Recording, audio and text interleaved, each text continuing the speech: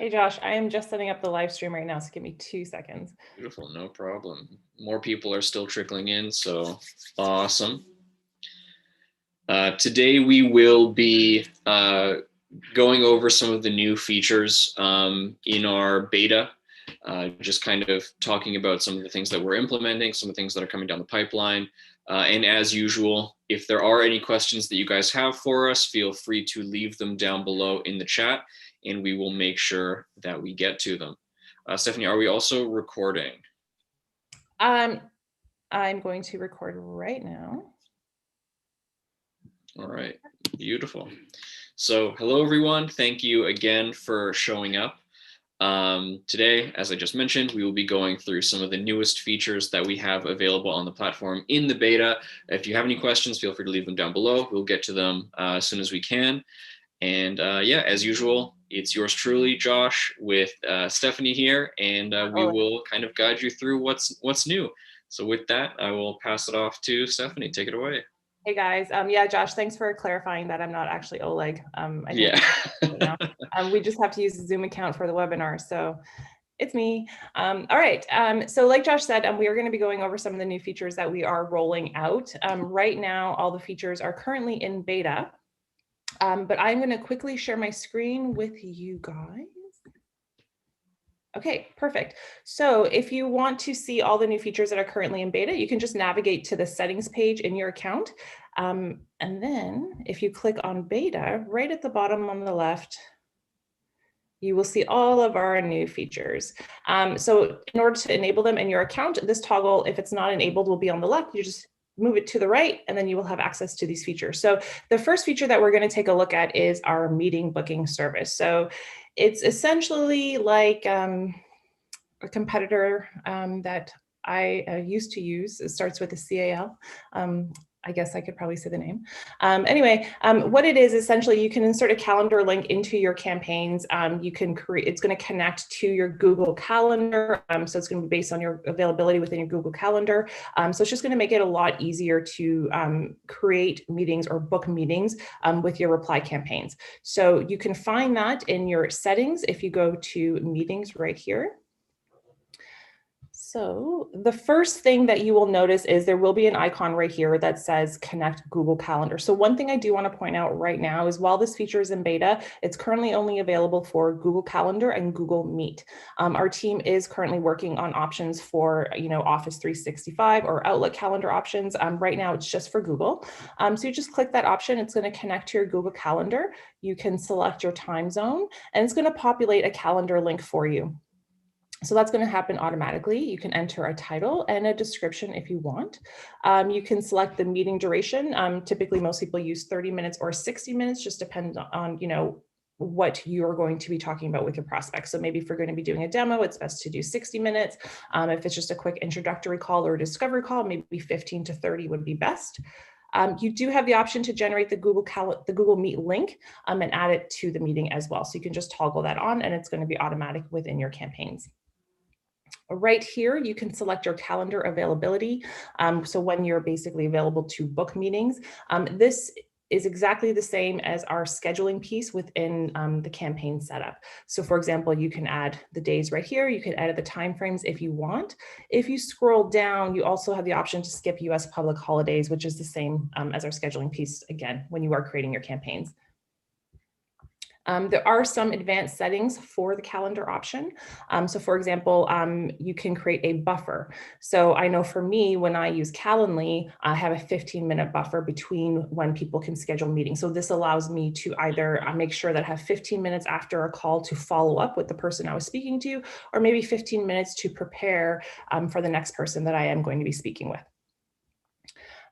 You can prevent a new meeting from scheduling earlier than a certain amount of time. So for example, if you don't want people scheduling any earlier than an hour before the time that they want, you can enter that here. And then you can also schedule out your calendar or your availability with your prospects. So for example, the default setting is people cannot see your calendar any further than 30 days in advance, but you can always change that if you want. So that is basically a rundown of the calendar booking. Like I said, it is in beta, and right now it's available for Google Calendar and Google Meet, but there should be some other options coming down the pipeline. Absolutely. Just one thing to add on top of that, Stephanie, thank you for the kind of tutorial there. The beta features, while they are in beta, are completely free. So when you hit that toggle, you're not accidentally going to be subbing into an additional paid functionality. It is completely free while it's in beta. Depending on what actual functionality it is, it may convert once out of beta to a paid feature. It will depend on what it is exactly. So if we go back to the beta page, I can actually share my screen in a second. Let me go here. So things like our new task page and UI updates are going to be completely free even when they come out of the beta. So things like that, you don't have to worry, everyone will have access to them. But do keep in mind that some of these will eventually upgrade into paid options. So with that, we will go and talk about the HubSpot integration and some of the new features that we have there. Specifically, some of the new statuses that we can now sync between both Salesforce and HubSpot. So if you go to integrations up at the top, HubSpot down at the bottom, and go to configure, pretty straightforward. We'll skip right to these statuses for now, and then I will give a quick overview of how the actual HubSpot integration works in its entirety. But essentially for people statuses, you will be able to click in and map the different status options that we have to the equivalent in your HubSpot accounts. And simply look for the dropdown, and meeting booked will be an available option for you. We have pretty much every other status option in our platform currently. And some of the other new options include inactive as well as invalid email. So just to give you a little bit more insight into how things are operating on Reply, if you like to live in your CRM of choice. So again, all of these options here are going to be applicable for Salesforce as well. And the setup is exactly the same. While we're on the topic of HubSpot, in general, it's rather straightforward. You will connect directly to your HubSpot CRM. And then once connected, you will have a number of different sync step options. Each will indicate the particular action that you want to carry forward. Pretty regular examples would be people in Reply to contacts in HubSpot. So we are taking the contacts from Reply and moving them over into HubSpot.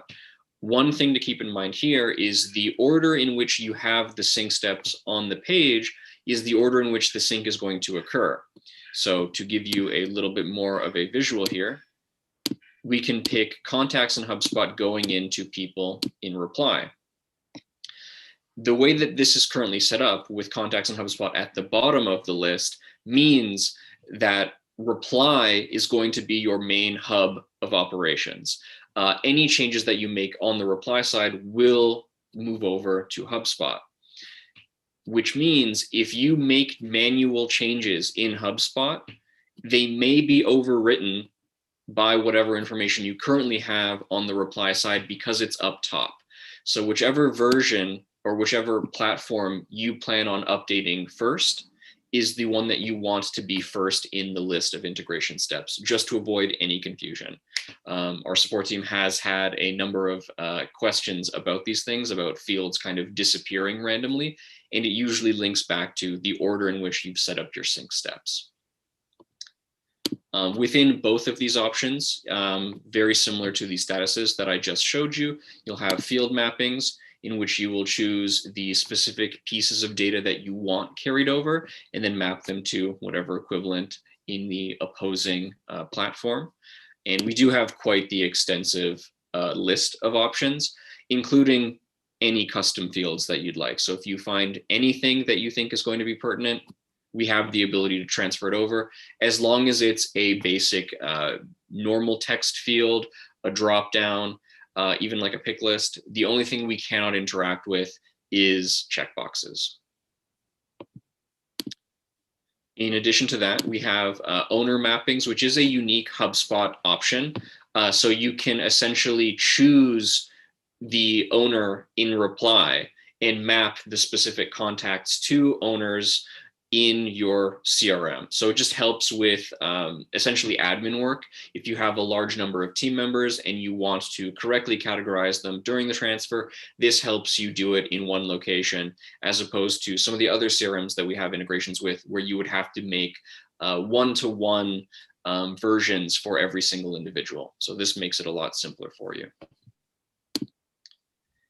And then we have filter rules. So normally, if you create any sync step in your integration, by default, the filter rule is blank. This means that anybody and everyone will be applicable for this particular sync step. If you're only looking to integrate with a particular group, you do want to add in a filter rule here. And it can be quite extensive, as you see here, or it can be as kind of vague as you want it to be. Kind of whatever you're looking to get transferred over, we have filters for that. And the way that this particular version works is you will be pulling filters from the main people page in Reply. So any filters that you create within Reply, you will be able to transfer over into filter rules. The only difference between the Contacts and HubSpot version would be the filter rules can be more customized. You don't have to create filters in advance. And again, you have access to pretty much every single field you'd want from your HubSpot integration. And then I think lastly is simply going to be inbox categories. And this works very similarly to the people statuses. This is more specifically how people are engaging with you in terms of responses. Less opens, bounces, things like that, and more specifically how the context of their response relates to how you want to move them forward. So again, things like interested, forwarded. Unlike the people statuses, the dropdowns here will only give you access to options that haven't been currently mapped. So you can't double up on any of these and confuse the system that way. And that change will be coming to the people statuses as well in the future. As for advanced settings, typically you never want to have this turned on, as it essentially defeats the purpose of live updates. But if you ever do run into a use case where you only want the first interaction to be transferred over, that is available to you as well. And then I think that kind of wraps things up for the HubSpot integration. Not a ton there, but some valuable new updates. And if there are any questions pertaining to specifically how to get this set up, we'll probably be doing a full integrations call down the line. So we'll definitely be diving more into use cases there. But as far as functionality goes, that's what we've got for today. Yeah, and that's one thing that I wanted to mention. So Josh and I were talking this morning, and we're trying to figure out the next session that we want to do. So we kind of do them in cycles. And so the next session, we're debating between doing a full integration walkthrough. So covering, Salesforce, Copper, HubSpot, Zendesk, and Close, or doing a multi-channel overview. So, utilizing multi-channel steps within your campaigns. So if anyone has any preferences or anything that you would like to see, definitely, you can put it in the chat, you can put it in the Q&A if you want, or you can just email us later on and let us know, and we'll do our best to kind of tailor it to what our customers are looking for. Yeah, absolutely. The goal is to be casual and just have a conversation with you guys. So whatever you guys want to talk about, let us know, and we'll be ready. So yeah, Stephanie, do you want to go into some of the Chrome extension stuff? Yeah, sure. So let me share my screen with you guys. So the first thing that I wanted to mention in terms of updates, and Josh kind of mentioned it when we first started the call, is we do have some updates to our tasks feature. So for anyone who is utilizing multi-channel steps in their campaign, you would know that we have all these options right here. Tasks are one of them. So as you can see right here, it can be a to-do or it can be a meeting. LinkedIn steps are also considered tasks as well. So previously, you would access your tasks within the Chrome extension, and I'll get to that in a couple of minutes. But what I really wanted to show you guys is we actually now have a tasks page within the UI or within the app. So you can find the tasks page under this more dropdown in your account. So we click on tasks right here. So this is going to generate all the tasks that you have created. You can utilize this drop down right here, and you can select, maybe the last 7 days, last 30 days, or even a custom date range to really segment those tasks. Just something to note, this drop down right here, so when you're searching for tasks, it's based on the date that the task was created, not the day that the task is due. So if you're looking for tasks that you created within the last month, you can select last 30 days or even do a custom date range for that. So just want to mention that. On the tasks page right here, there are a few things that you can do. You can do a bulk action. So for example, if I select all right here, I can either launch all the tasks right here, or I can even delete them. And you also have some visibility into, the type of task that you have, how many were completed, how many are due. You can also create a new task as well. One of the things to keep in mind is we also have reporting based on tasks as well. So if we hop into reports right here, previously the only reporting we had was for emails, but you'll notice right here that there's a whole host of options. So if I just go into tasks right here, so right now I'm on a team plan with a lot of my colleagues, so we can see the team performance right here. So it really breaks it down by the type of tasks that you have. How many total, how many calls, manual emails. But you can also see how many were completed as well. And so like with all of our reporting, task reporting is exportable. So you can download this report if you want.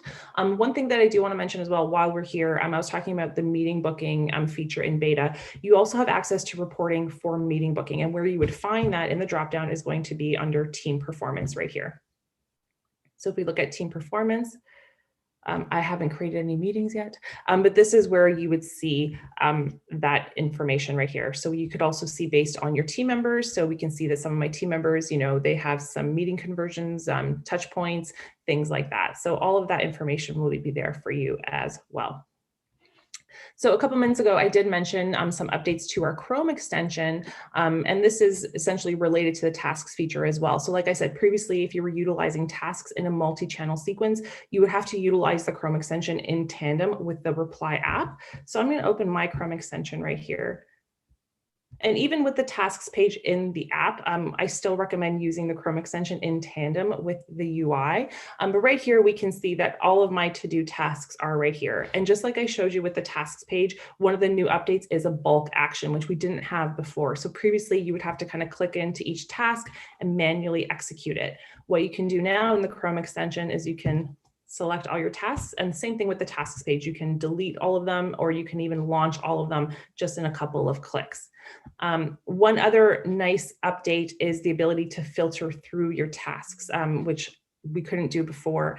So a lot of our customers were asking specifically to be able to filter based on the sequence. So they just want to see in their Chrome extension tasks that belong to a certain campaign. So if we click on filter right here, we can start to filter and look for specific tasks that are due. So we can even select the type of task right here. So maybe you're looking for LinkedIn tasks that are due today, and then you can even select the specific sequence. I'm not going to go through these because these are all of our team members' campaigns and there's a ton of them there. But I think just kind of looking at this, you can see what I mean. So like I said, filtering, is really important, especially if you have a lot of active campaigns and you just want to target a certain group of people in a campaign. One note to just kind of dive in there, specifically for the LinkedIn tasks, this is a huge step up or step closer to real automation. Before this particular update, you would have to click send message on each independent task in order for those actually to go out. Now you can essentially create your template for all those LinkedIn requests, select them all, and have them all launched at the same time, which saves you a ton of time. While it did speed up things before, this is infinitely faster. So you can get a lot more mileage out of this LinkedIn capability now that we've got this bulk action. And then a couple of other smaller updates within the Chrome extension. I'm going to hop into the People tab within the Chrome extension right here. So one of the new updates is the ability to add notes to a prospect's profile within the Chrome extension. So I'm going to click on this contact right here.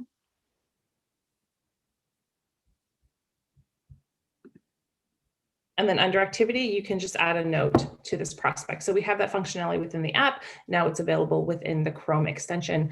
One of the other things that I wanted to show you is if you are utilizing our dialer or cloud calls system, you can actually create a follow-up after that call is executed, which wasn't available before. So I'm actually going to go to my dialer. I'm going to make a quick call. There we go. I'm going to place the call.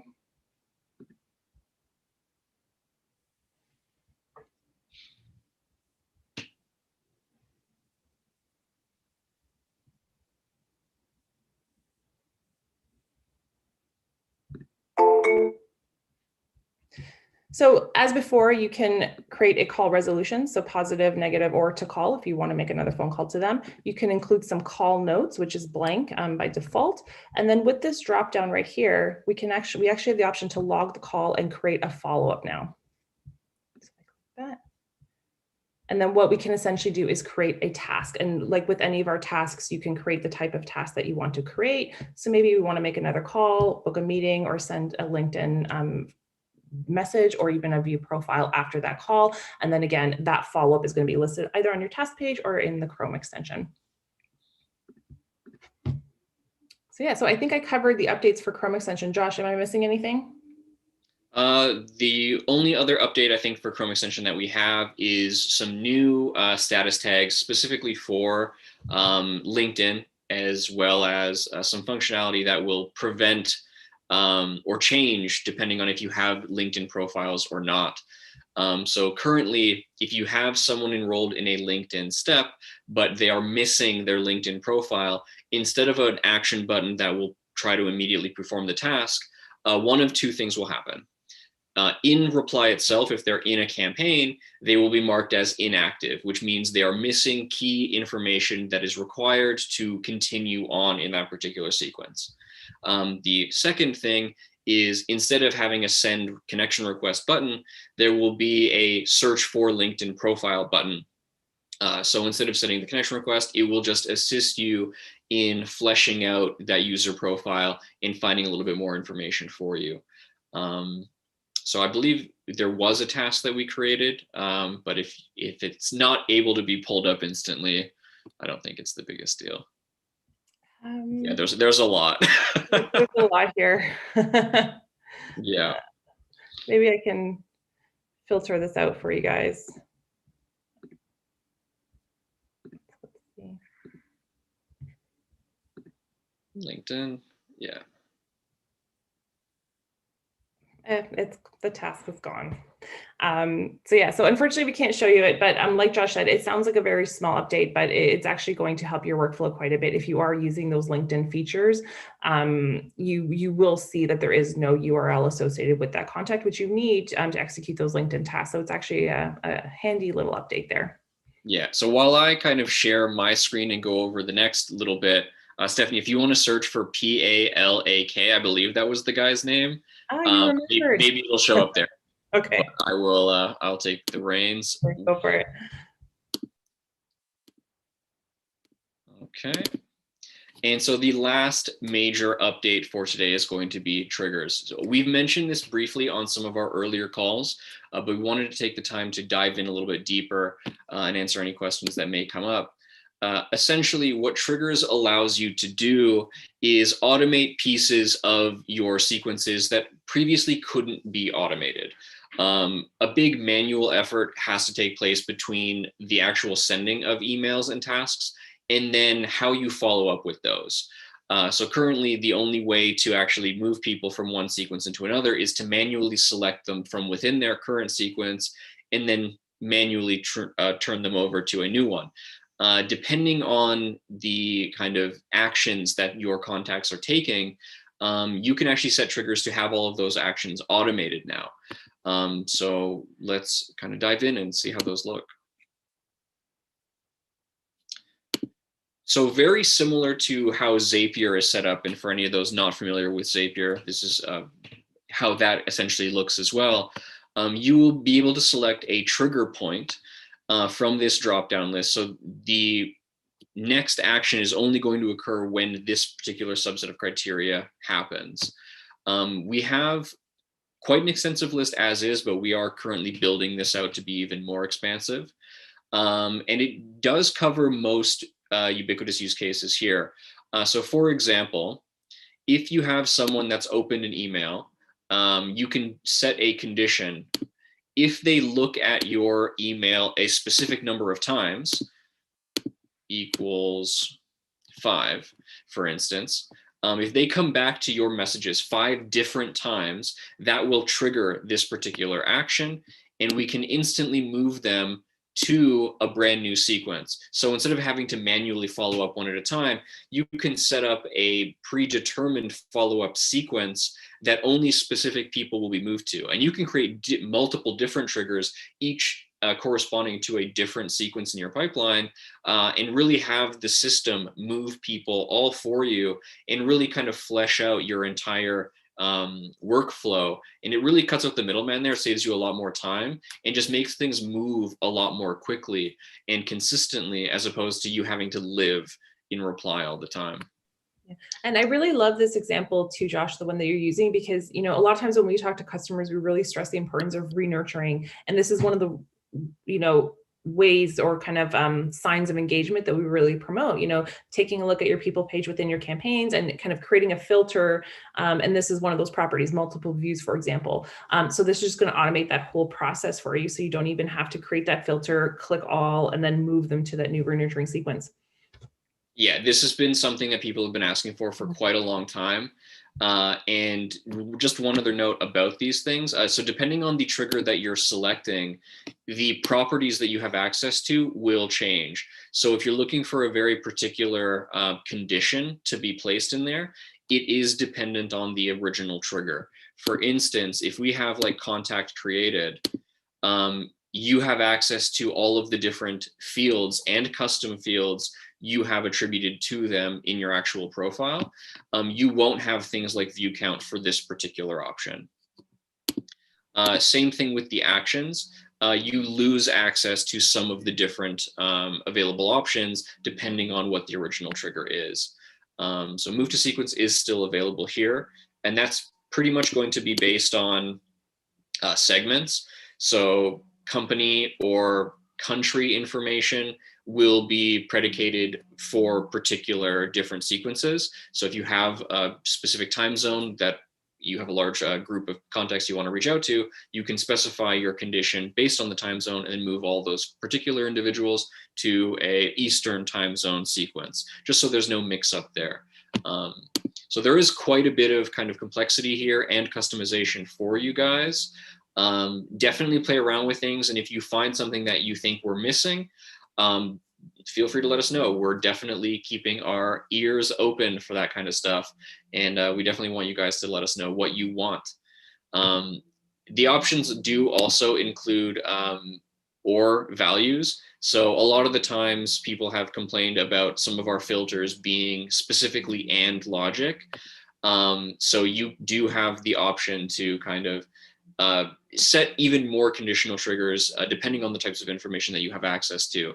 So there's a lot of room to play around with here, and we hope you guys like what you see.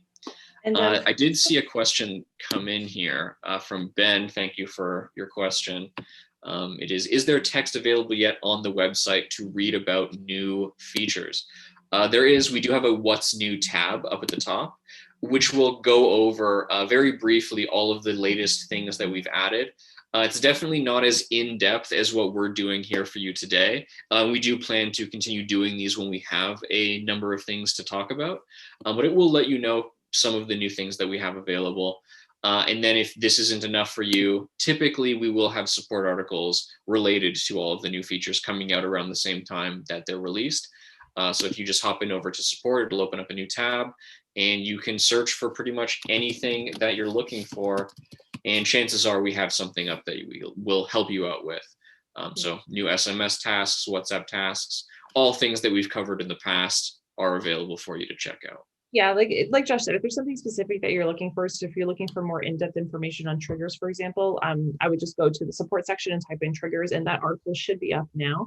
And just kind of popping back to triggers, one of the things that I really like, and this is more if you're using a team account, for example, you do have the option. One of the examples could be, once a contact is created, if you select maybe the country, you can also select who those contacts are going to be assigned to as a team, as an owner of that contact. So lots of really nice ways that you can kind of automate your workflows, especially with team accounts, because with team accounts, the more users you have, it can be a bit more difficult to kind of manage those contacts. So yeah, so that's a really great example as well. Yeah, definitely lots of room to play around with here. One other thing that people may not be aware of is you can, and this is not unique to triggers, this is also available for regular manual movements. You can move people to later steps in the sequence and ignore particular step delays. So traditionally, you have day 1, day 3, day 7 for your first 3 steps. If you want people to instantly get the second email and skip the first, and you don't want them to wait the traditional 3 days, you can hit ignore step delay and it will treat that delay as have already passed and send it out as soon as possible. We do have a question in the chat. Do triggers have integrations with other software like Airtable? At the moment, all of these triggers are local to Reply itself. So we can only create actions within objects in Reply itself. Things like Airtable would land more in line with the total native integrations. Airtable is something that I've heard come up repeatedly, and it has been sent over to our devs. So it's something that we know people want. I unfortunately don't have an ETA on if that's coming or when that's coming. And just quickly, kind of talking about Airtable and just ways to connect to other platforms that we don't have in our native integrations. As always, you can use Zapier as that kind of third-party connection. But one of the things that we did want to mention before we do head out is we have introduced webhooks as well. So you can find all the documentation about webhooks in our support section. So with webhooks, you can, easily set up, ways to get certain notifications or alerts, but it's also a way that you can, kind of take Zapier out of the equation. So if you're looking to save a bit of money there. So all of our documentation is on our support page, as well as all of our API documentation as well. So that's all available for you on our support page. Yeah, it's the API is and can be very customized depending on what the client is trying to accomplish. So it's not something that we can really display live, but all of the information is going to be in here. So again, just hit that support button, search up webhooks. It is a little bit more demanding from a setup perspective than something like Zapier would be, but it does save you a ton of money because Zapier is its own entity. So if you are kind of on a budget, webhooks will be able to accomplish a lot of the same things that Zapier can, and is essentially triggers, but on a global scale. So definitely something that you guys should kind of dive into there. So I don't think we have any more questions.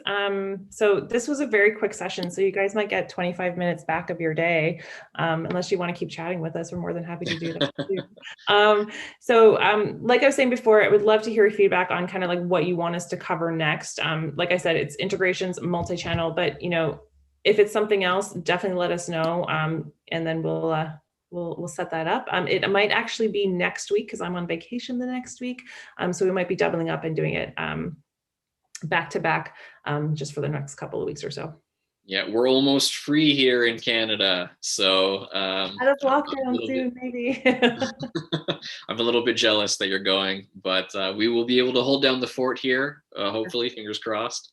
But yeah, if you guys have any further questions, throw them in the chat or shoot us an email and we'd be more than happy to help you guys out. Personally, you can reach me at joshua@reply.io and Stephanie is stephanie@reply.io and we'd be more than happy. With an F, not a PH. That is true. Oh, we do have a question from Ben here. Quick, can you cover the LinkedIn workflow and sending messages via the Chrome extension? We've actually done that on a number of other calls previously.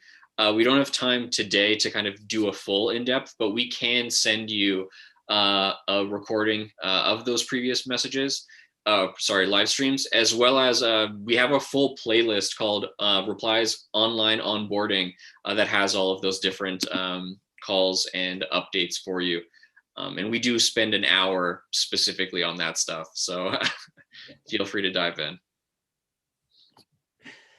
All right. Yeah, we'll let you guys go and enjoy the rest of your day. And like Josh said, any questions, shoot us an email, or you can always reach out to our support team via live chat. Their response time is usually under 5 minutes, so they're pretty great too. All right. Perfect. Thank you guys for spending time with us today. And we hope to see you guys again in a couple of weeks. With that. Bye, everyone.